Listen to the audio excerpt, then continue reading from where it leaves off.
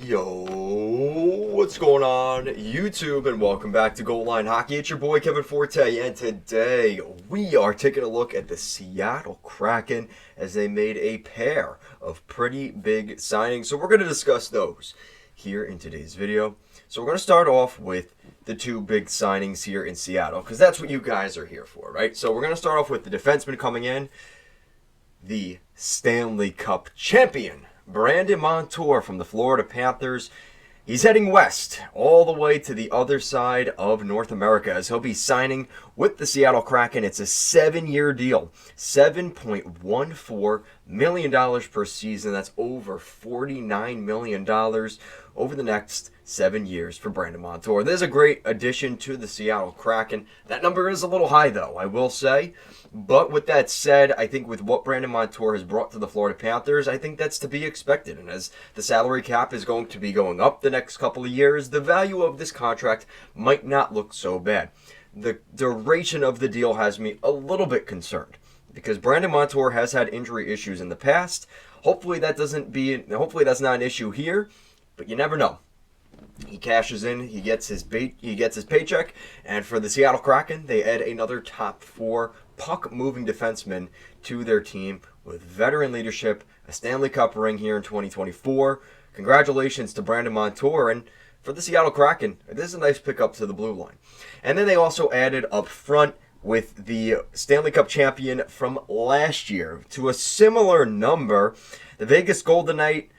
Coming over to Seattle, Chandler Stevenson. Chandler Stevenson signs a 7-year, $6.25 million contract. This was one of the best, his former contract was one of the best contracts, the best valued contracts in the entire National Hockey League. And the story and the origin of Chandler Stevenson takes him to the East Coast, where he started his career. He was drafted by the Washington Capitals. I've watched him in person in Hershey with the Hershey Bears. He developed in the American Hockey League. He grinded his way up, joined the Washington Capitals, and then, as kind of things fell with the expansion draft and things like that,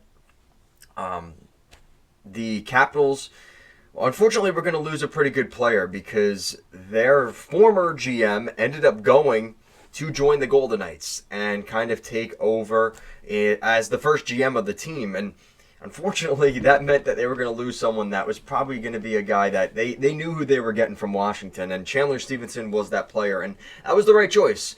His contract was really good. He was available. And like I said, I think that was one of the best valued contracts the last couple of years in the National Hockey League. His entire career in Vegas, he's been one of those guys that he fits that team so well. And I am a little worried that maybe that won't be the same in Seattle. I hope so. I hope he continues to play as well. But you never really know with those types of things. It's a good number for him. It's a 7-year deal. He's got some security. And I think this is a fair contract. I think that the number is high, but you consider what he's worth, this is not far off from that at all. So when you consider both of these guys they brought in, they spent basically $14 million on 2 players, which definitely has some level of risk here for the Kraken, but they have the cap space, and they needed to add. They added 1 big forward, 1 big defenseman. That's what they needed to do.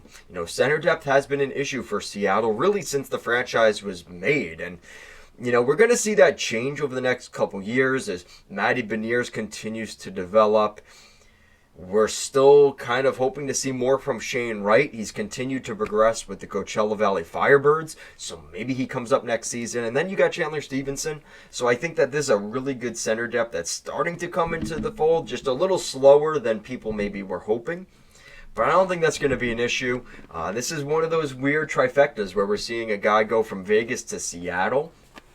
And I think this is a good move for him. It's a good move for the Kraken. And like I said, it's a high number, but I don't want to call it a conservative contract because it is a 7-year deal. But I think that this is a fair contract, all things considered.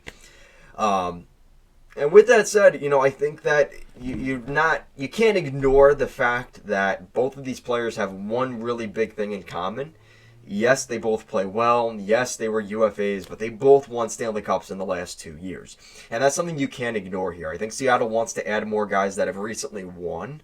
And you look at the pedigree of these two players, it is deep with Stanley Cups, especially even Stevenson going back to his time in Washington. If I'm not mistaken, he lifted the cup with the Capitals as well. So he's got 2 cups there. Montour's got a cup. He's had some really good seasons playing.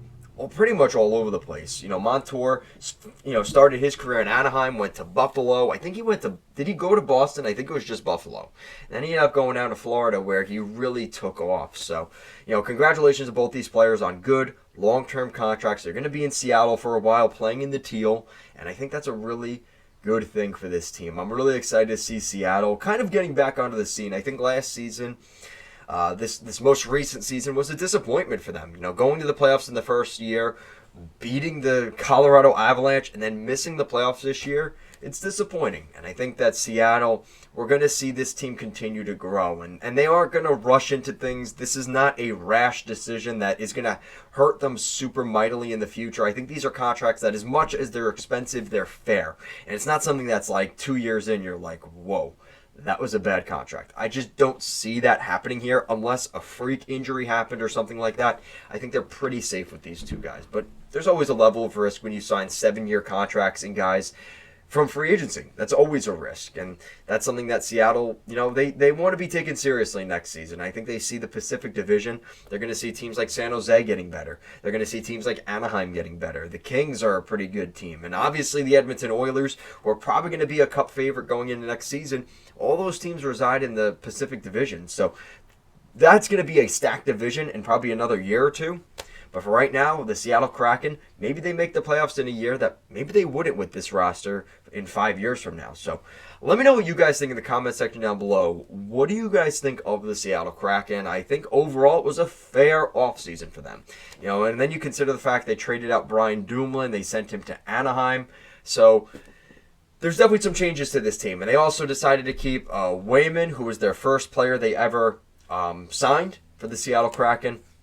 They also kept guys like Max McCormick. So there's a lot of the Coachella Valley Firebird guys staying and sticking around, which is good.